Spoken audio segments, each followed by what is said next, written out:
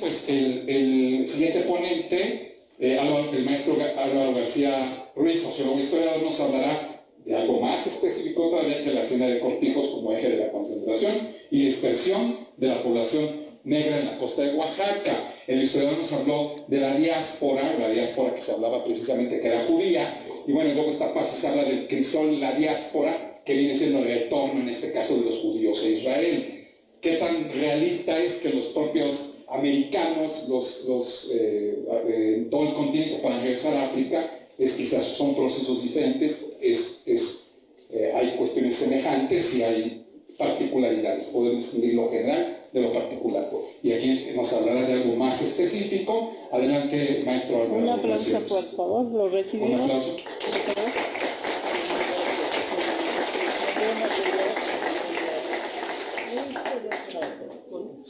Sí, pero se me puede apoyar con mi archivo que es afrodescendientes.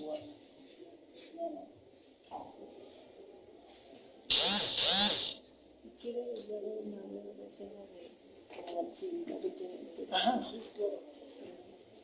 Bueno, buenas tardes. Mi nombre es Álvaro García.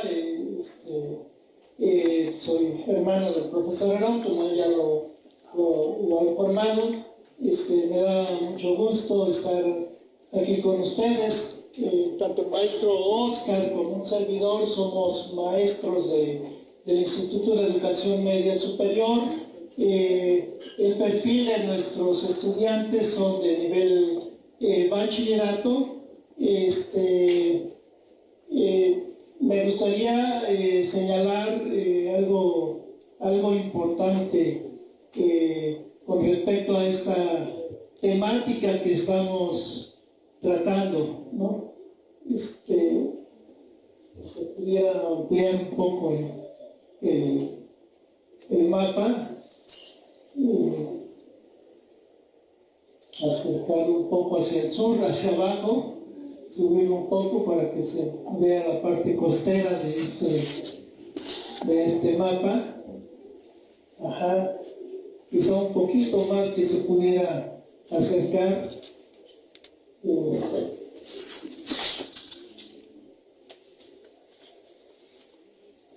Un poco más. Agrandarlo. Ajá.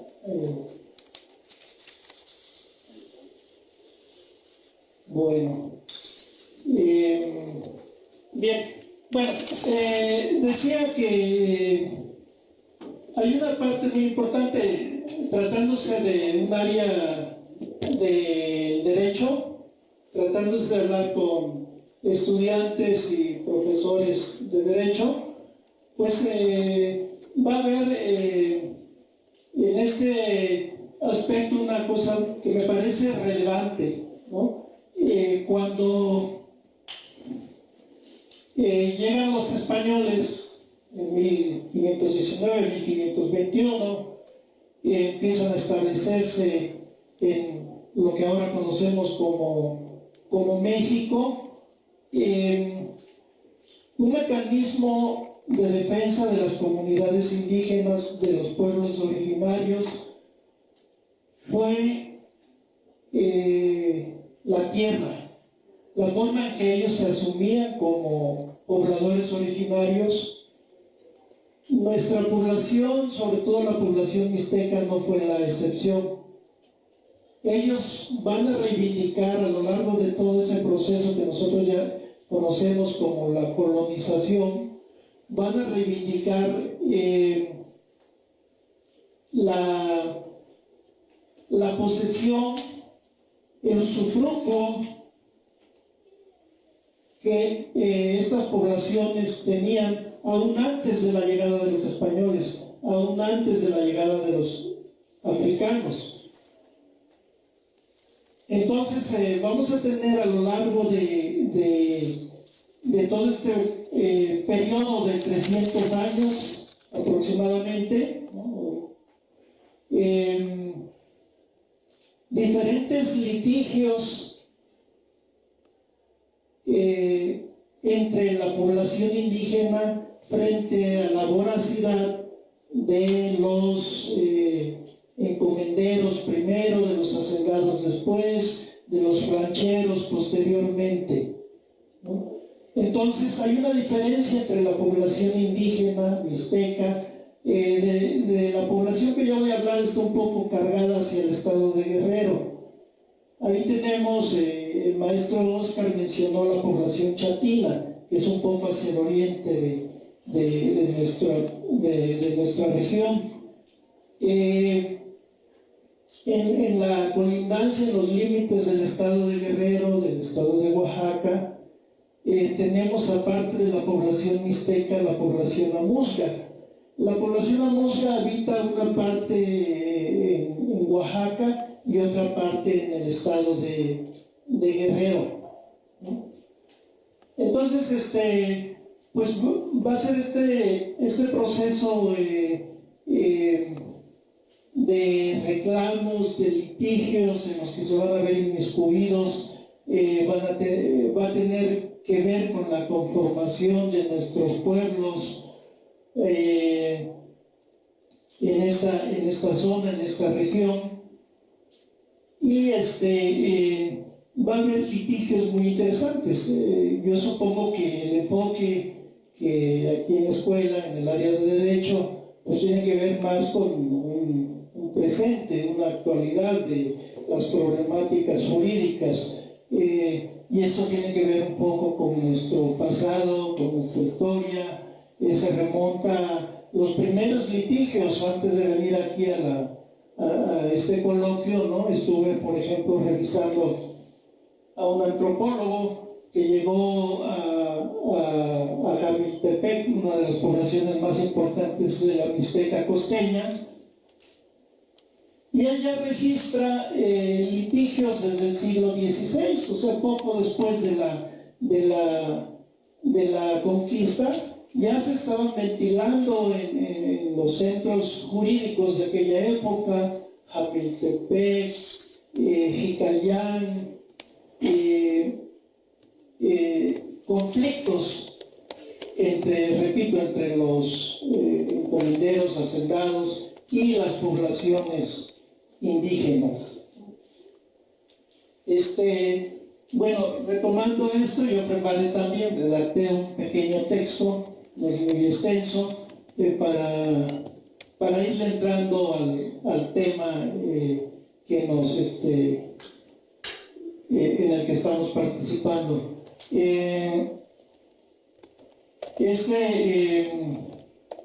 Este texto, a propósito de lo que nos platicaba hace un momento el maestro Amil sobre esta exposición en San Ildefonso, lo he titulado "A que las iguanas", ¿no? Creo que, no sé si el maestro Herón encargó algunos tamales de iguana, porque son muy populares allá en la costa, pero... El que me da. Son de puerco, pero pues muy auténticos. Regionales.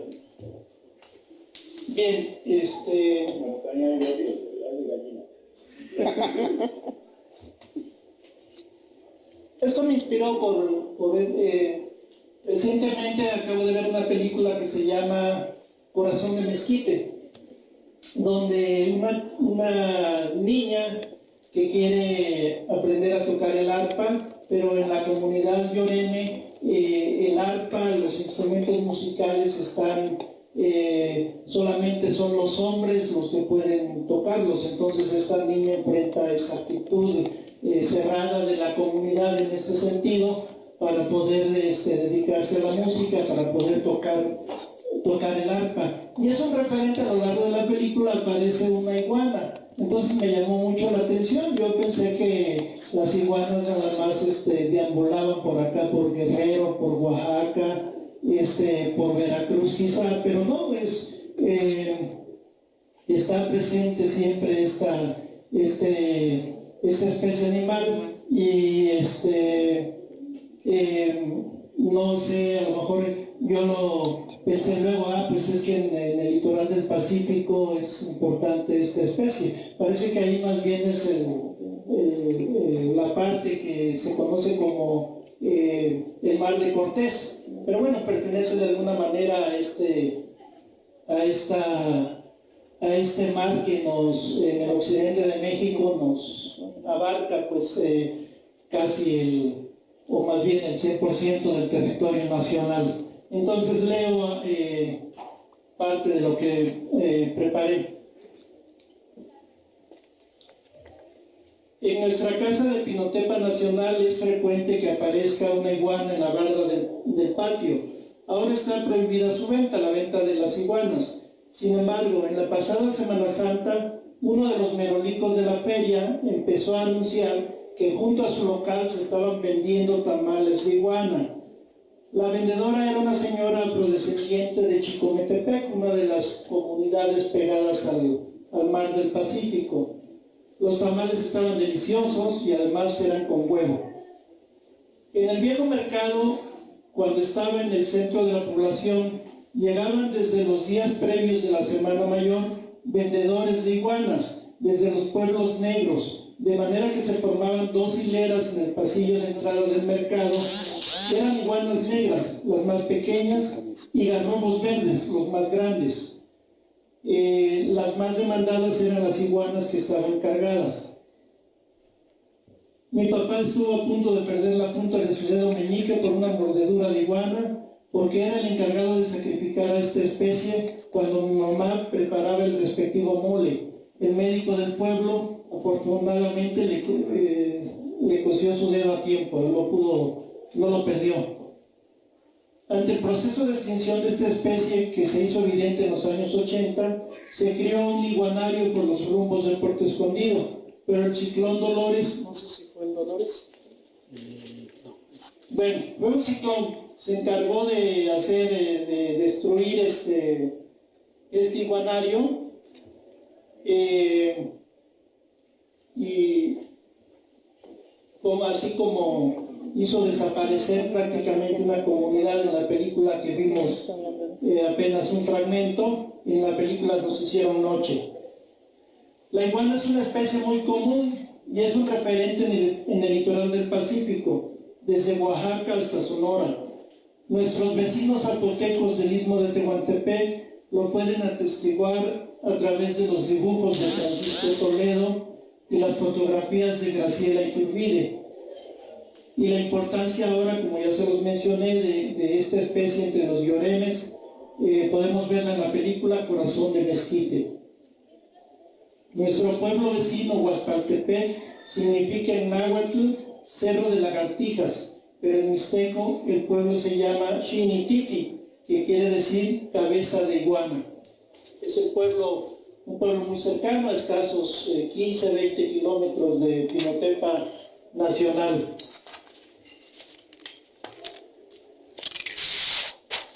Y el aspecto fundacional de Coahuitlán, Tapezcla y Pinotepa del Rey. Este mapa que vemos aquí en pantalla es un mapa hasta donde pude investigar, que se hizo pues, en el siglo XVI. En la parte superior vemos como unas líneas así muy garabateadas, sería el mar, el Pacífico, y vemos por lo menos 6 capillas que representan los asentamientos más importantes de esta región, ¿no? Uno de ellos, en el lado derecho,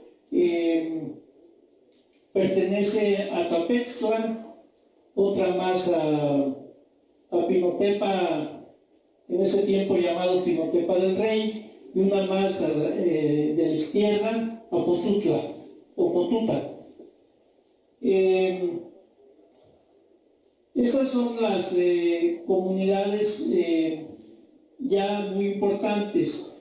Como señalaba el maestro Oscar, los pueblos indígenas, los pueblos mixtecos en este caso, fueron un poco obligados a irse retirando, alejando del mar, de la costa, del litoral, y situándose en lo que son las primeras estribaciones de la Sierra Madre del Sur o Sierra Madre Occidental, y se fueron constituyendo los pueblos que ahora son los pueblos más importantes de la región, que son Pinotepa Nacional y Jamiltepec, pero no son en sentido estricto pueblos que hayan existido desde antes de la llegada de los españoles. Se fundaron con la llegada de los españoles. Los pueblos más antiguos de esta parte del litoral costeño serían Coahuitlán y Potutla, que pertenecieron a este señorío que ya mencionó el maestro Oscar, y mi hermano el profesor Herón también creo que lo mencionó, que pertenecían al señorío de Tututepec, que hace 1000 años tuvo un gobernante muy importante que extendió esta zona de dominio mixteco, el personaje Ocho Venado Garra de Jaguar. Pero entonces estas poblaciones se constituyeron, pues, digamos, habitantes de Potutla, habitantes de Coahuitlán, que ahora se puede reconocer como un pueblo de afrodescendientes llamado Tapestla, se concentraron hacia las partes altas, ¿no?, de Pinotepa del Rey y Jamiltepec, ¿no? Esos son los antecedentes. Bien.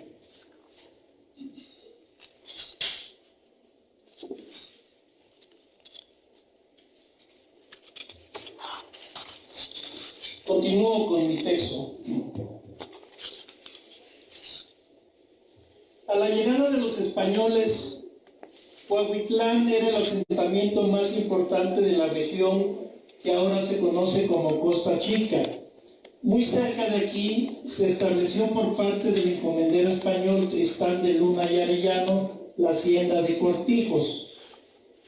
Tristán de Luna y Arellano no era un personaje que haya llegado con los conquistadores que llegaron con Hernán Cortés, como Pedro de Alvarado, por ejemplo, sino que llegó pocos años después. Sus méritos eran un poco burocráticos porque era familiar del primer virrey que hubo en México, don Antonio de Mendoza, y bueno, le buscaron ahí como alguna acción beligerante que pudiera darle proyección y justificar el título de encomendero.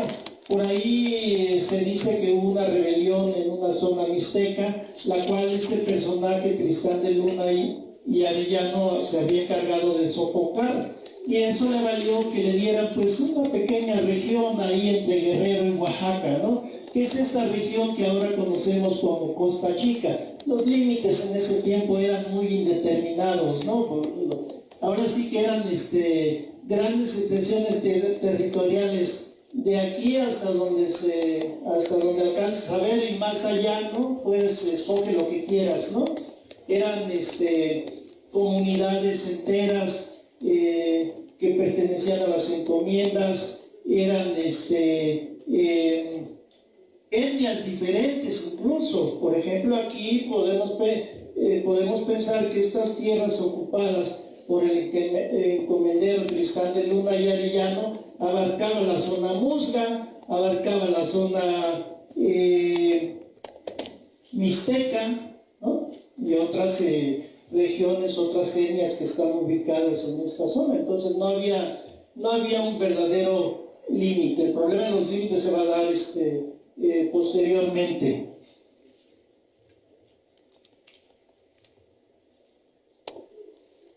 Su vocación ganadera de esta región implicó que fueran traídos vaqueros negros para el manejo, sobre todo del ganado vacuno.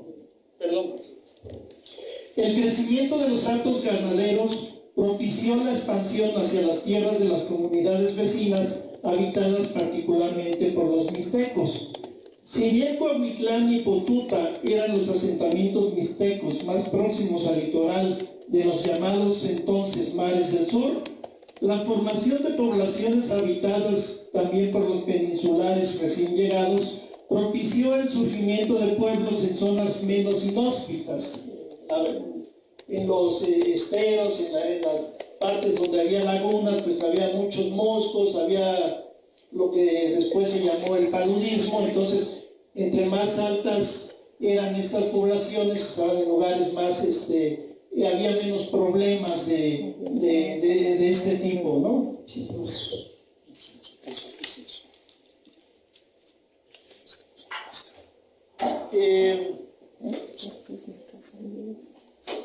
Menos inhóspitas, más cercanas a las primeras estribaciones de la sierra, como Pinotepa del Rey y Jamiltepec.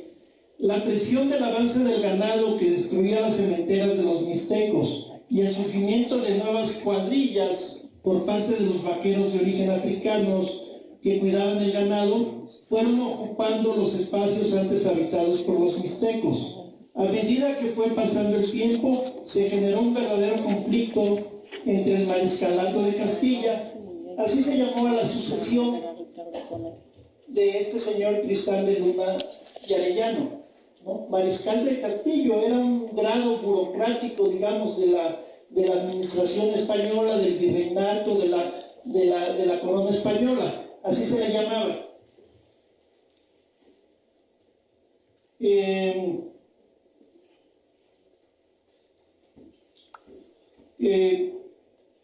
El mariscalato de Castilla, propietarios de la hacienda de Cortijos. Si ustedes ven, bueno, el término Cortijos es un término muy muy castizo, muy traído de España, ¿no? Los cortijos eran haciendas en España donde se manejaba el ganado, ¿no? Entonces, los términos iban cambiando, ¿no? Las denominaciones mixtecas iban siendo sustituidas. La agricultura, estas tierras donde los indígenas sembraban la milpa, sembraban el algodón, cazaban iguanas, cazaban conejos, cazaban venados, cazaban jaguares, pues cambió su vocación, entre comillas, y esas tierras fueron reemplazadas. Esas tierras que tenían una vocación agrícola se convirtieron en una vocación ganadera. Empezaron a meter ganado vacuno, empezaron a meter ovejas, chivos, borregos, ¿no? Una de las compañías religiosas más importantes del México colonial fue la compañía de los jesuitas. Los jesuitas eran unos verdaderos capitalistas en materia de organización de haciendas y lo que fue la Nueva España. Y los jesuitas desde Puebla se encargaban en diferentes épocas del año de bajar sus ovejas a la zona costera para que ahí pastaran. Entonces, de repente, lo que ahora conocemos como Costa Chica se convierte en una zona con un doble carácter ganadero, ¿no? El ganado ovino y ganado vacuno.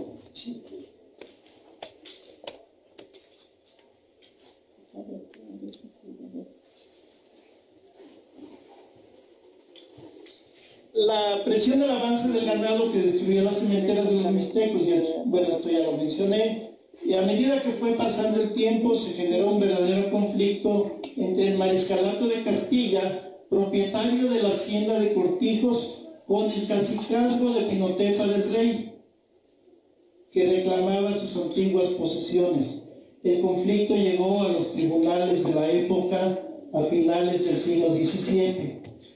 Cuando hablamos de cacicazgo, no pensemos, como se dice ahora, el cacique es el hombre todopoderoso de un pueblo, de una ciudad, de una colonia, ¿no?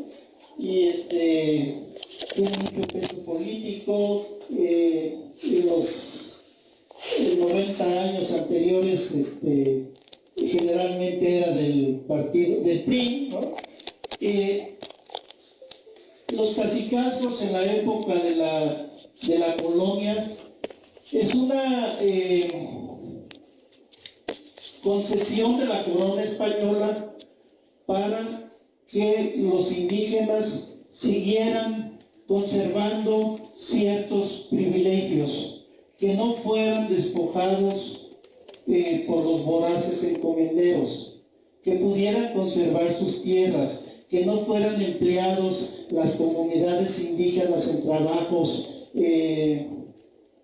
a los cuales no estaban acostumbrados, ¿no? Que no fueran diezmadas las comunidades indígenas. Entonces era un mecanismo de defensa. En nuestra región hay dos pueblos que se llaman Pinotepa. Uno es Pinotepa de Don Luis y el otro Pinotepa del Rey. ¿Qué quiere decir esto? Pinotepa de Don Luis seguramente era un pueblo más antiguo, porque está un poco más hacia arriba, hacia la zona serrana. Y ese pueblo quedó, digamos, como bajo el dominio de un encomendero, que fue todo parece indicar que era un señor que se llamaba Luis de Castilla. En cambio, Pinotepa del Rey, la corona española asume que para la protección de la comunidad indígena, este pueblo iba a tener una relación directa con la corona. Quedaba bajo su protección, digamos, ¿no? Entonces, de esa manera se aseguraba proteger de alguna manera a esta comunidad indígena, proteger sus tierras, proteger que sus milpas no fueran invadidas. Pero entonces se va a crear un conflicto en esta región entre la hacienda de Cortijos del Mariscalato de Castilla y el cacicazgo indígena de Pinotepa del Rey. Curiosamente, las primeras, o de la mayoría de los caciques, eran mujeres. Las cacicas más importantes de Pinotepa del Rey y de toda esta zona, las que tenemos registradas o acudiendo, digamos, a los archivos, son cacicas mujeres.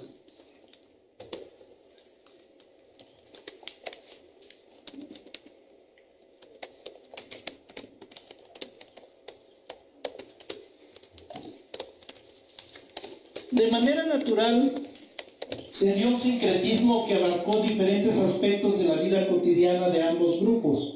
Los indígenas mixtecos y amuzgos principalmente, y la población afrodescendiente.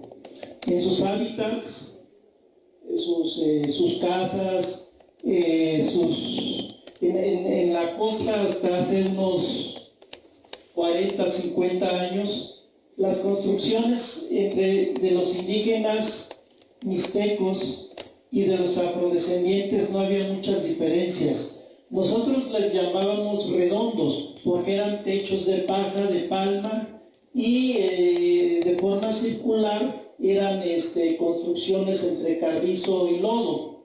Esas eran las viviendas. Entonces, si uno veía fotografías de las poblaciones de afrodescendientes, de Coaxiniculapa, de Corralero, eran muy semejantes o muy parecidas a los redondos de los indígenas mixtecos. Entonces ahí se da una forma de sincretismo también. Desde luego la comida, ¿no? Nosotros estamos acostumbrados a esto que vamos a degustar en unos momentos más, a los tamales, pero muy pronto los tamales los hacen igual los indígenas mixtecos y nuestras poblaciones de afrodescendientes. Yo no coincido mucho con el profesor Herón, creo que los dos tipos de tamales son igual de sabrosos, ¿no? Pero tenemos algunos,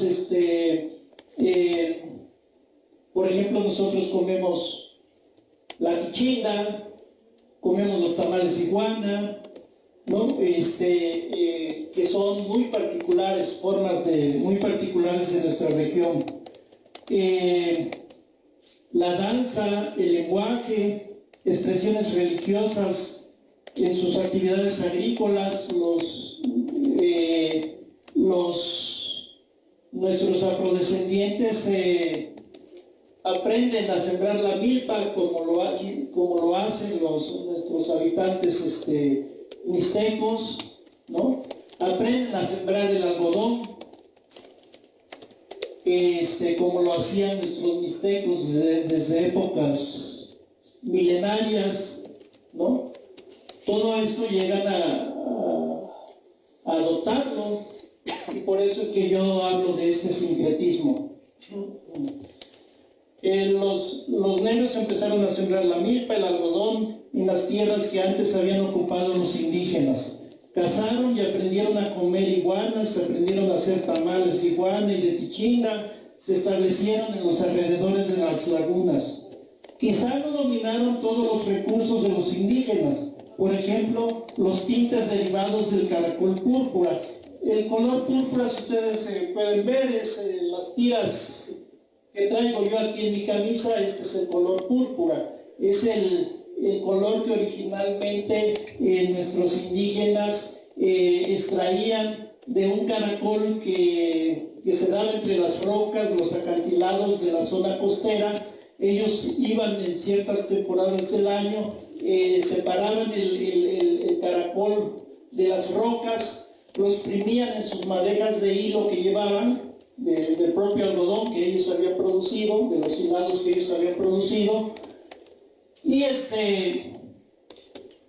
si ustedes ojalá vayan un día a nuestra región, ¿no?, van a encontrar que las mujeres de Pinotepa de Don Luis, de Jamiltepec, de Pinotepa Nacional, sus pozahuancos, o sea, sus enredados o sus faldas que ellas portan, son de color púrpura.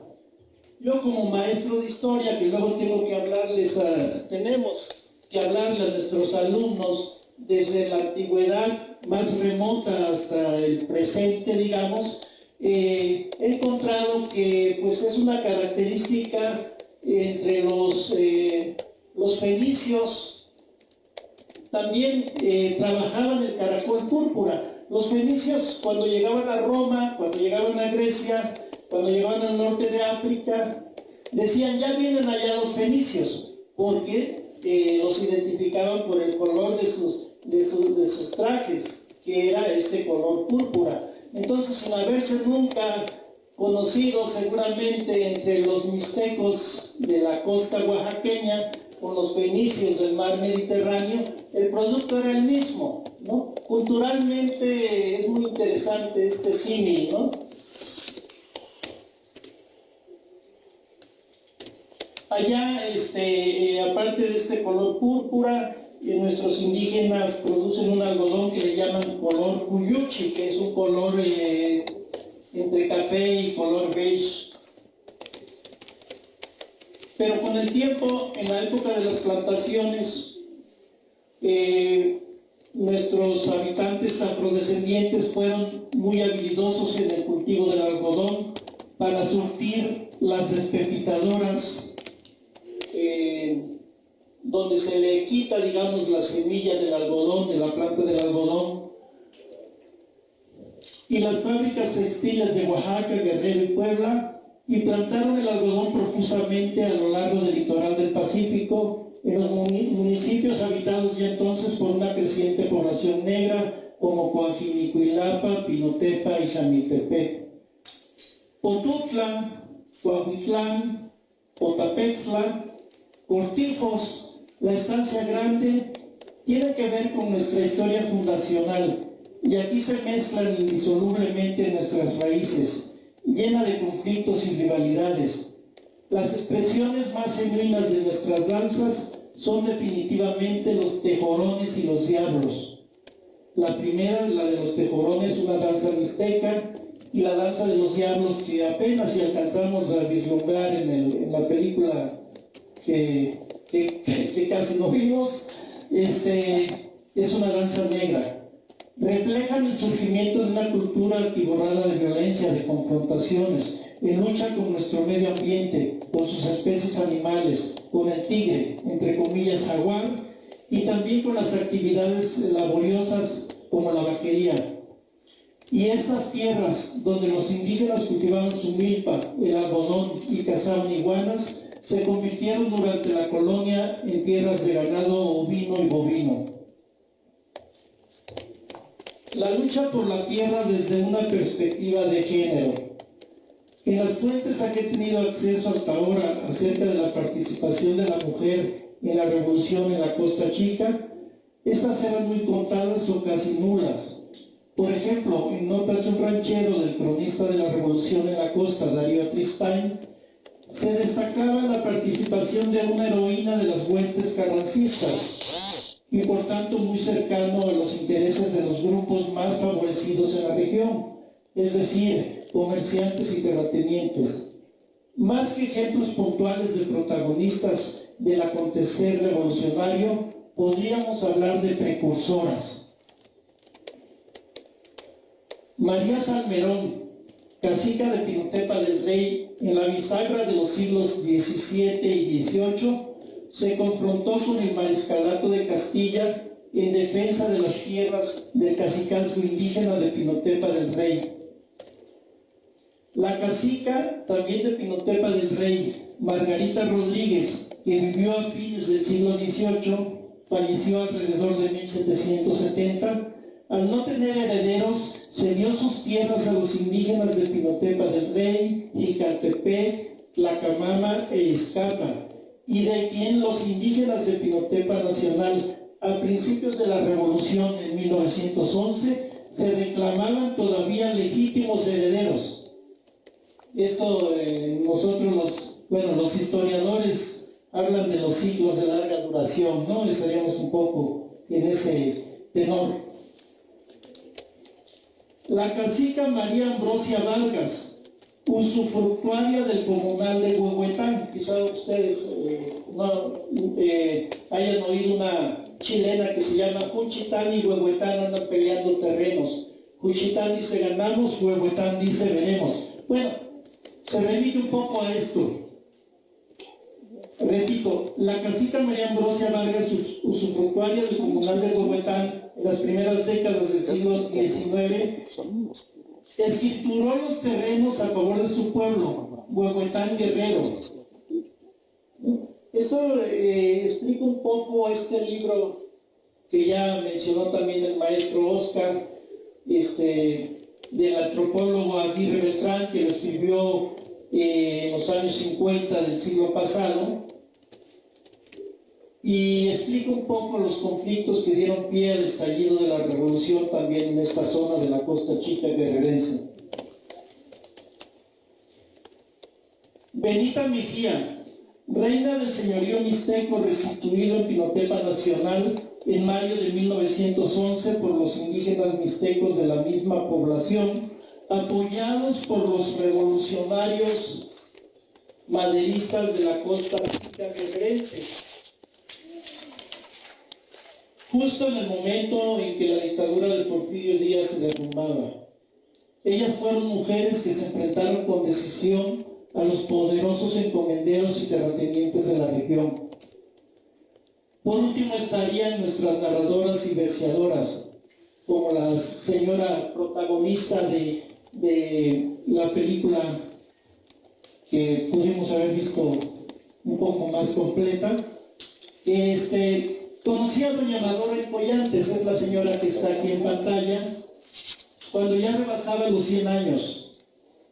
Ella percibía diálogos marítimos como si las fermentaciones del mar se expresaran en los extremos de la inmensidad oceánica. Nos decía ella, se escuchaba el estruendo de un lado y del otro se escuchaba la respuesta. Ella oía hablar al mar, tenía esa cualidad.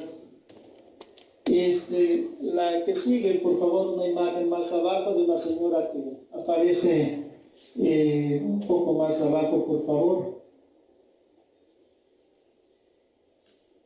Ahí si se detiene tantito, por favor. Esta es Pinotepa Nacional ya.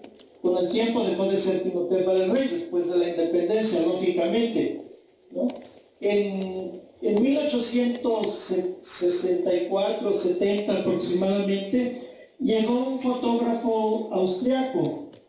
O sea, a Maximiliano lo fusilaron. Pero este fotógrafo dijo, yo ya no regreso a Austria, y se quedó en México. Puso su estudio fotográfico en la Ciudad de México, en la Ciudad de Oaxaca, y un día bajó hacia Pinotepa Nacional, y ese fue el pueblo que encontró. Es de las primeras, o quizá la primera fotografía que conocemos de Pinotepa Nacional. Por ahí vemos, no se alcanza, no se distingue, pero vemos unas pacas de algodón, que era la actividad seguramente más importante de esta zona en aquella época. Por favor, la que sigue. Bueno, ellos son carrancistas de la época de la Revolución. La que sigue, por favor. Este es el Estado Mayor zapatista.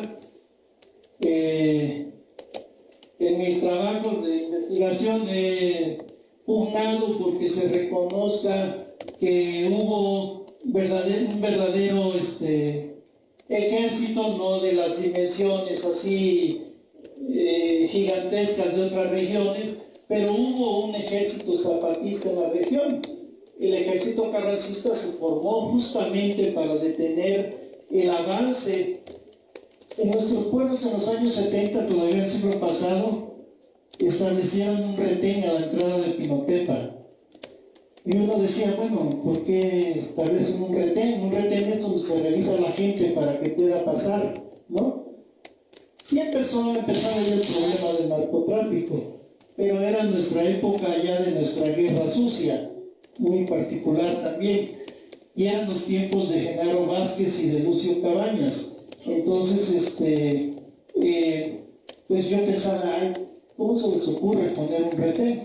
Y ahora, estudiando un poco estos temas de la Revolución Mexicana, me di cuenta que el retén, el primer retén lo estableció el ejército carrancista para detener el avance de los zapatistas, que los zapatistas guerrerenses no cruzaran los límites con el estado de Oaxaca, y que la gente, sobre todo de las comunidades afrodescendientes, no se metieran, no se integraran a los ejércitos zapatistas de la zona, ¿no? Entonces, esto de los retenes ya tiene su historia. La que sigue, por favor. Esta es una iglesia abandonada, no sé si sigue así abandonada, en Huazolotitlán. Era un referente para marcar de las tierras de tal terrateniente, van desde la puerta de la iglesia de Huazolotitlán hasta el mar, de regreso se da la vuelta, y bueno, eran zonas gigantescas, eran predios gigantescos que tenían los terratenientes. Por último, menciono aquí a doña Eudocia Candela Morgan, vecina de La Máquina en Tapestla. ¿Qué es La Máquina? La Máquina es lo que queda de una antigua desperpitadora de la época porfirista, y que doña Eudocia habita todavía ahí. Es una señora que tuve oportunidad de conocer en los tiempos que andaba yo haciendo mi tesis, y tuve la oportunidad de visitar esa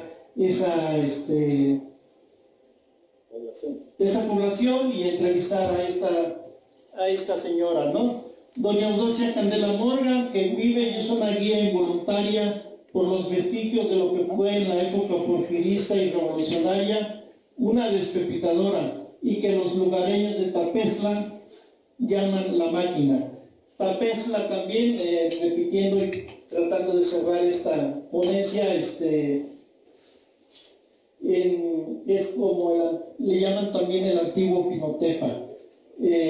Todo parece indicar que ahí estuvo la población mixteca habitando esta zona, y que en los primeros años de la época colonial se trasladaron a donde está actualmente Pinotepa Nacional. Bien, ese sería pues lo que quise aportar aquí con ustedes, platicar con ustedes, y pues les agradezco mucho la atención que me prestaron. Gracias. Un aplauso, por favor.